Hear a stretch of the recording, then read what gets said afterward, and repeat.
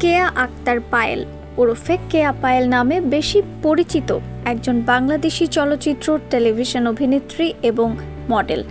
তিনি মূলত বাংলাদেশের নাটকে অভিনয়ের জন্য জনপ্রিয়।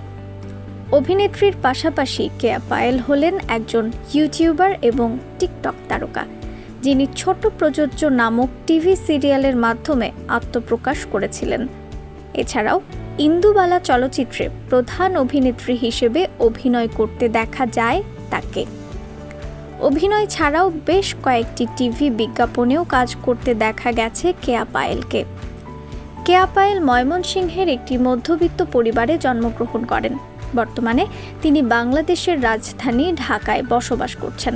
অভিনয়ের পাশাপাশি সোশ্যাল মিডিয়াতেও কেয়া পায়েল একটি পরিচিত নাম। টিকটকের মাধ্যমে ভালোই জনপ্রিয়তা অর্জন করেছেন। প্রথমবারের মতো মডেল হিসেবে কর্মজীবন শুরু করেন 2017 সালে।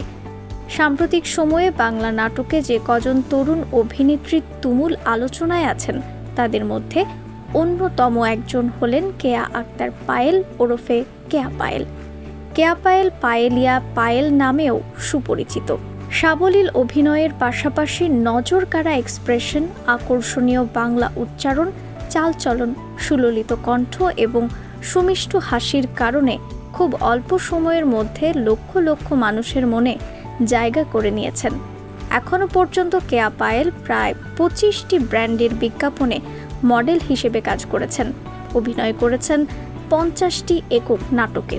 মোশাররফ করিম, আফরান নিশো, ইরফান সাজ্জাদ, আখম হাসান আদর, জোহান এই সময়ের প্রায় সব অভিনেতার সঙ্গে তিনি অভিনয় করেছেন। কেয়া পায়েলের অভিনীত একটি উল্লেখযোগ্য নাটক হলো আমার কথা একবারও ভাবলে না।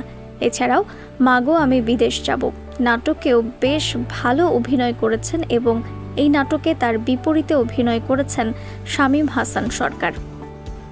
আমার তুমি নাটকে আফরান নিশোর বিপরীতে অভিনয় করতে দেখা যায় কেয়া পায়েলকে। এই নাটকে অভিনয় করে তিনি ভালোই প্রশংসিত হন। অবসর সময়ে কেয়া পায়েল বই পড়তে ভালোবাসেন। ভবিষ্যতে কেয়া পায়েল একজন ব্যারিস্টার হতে চান।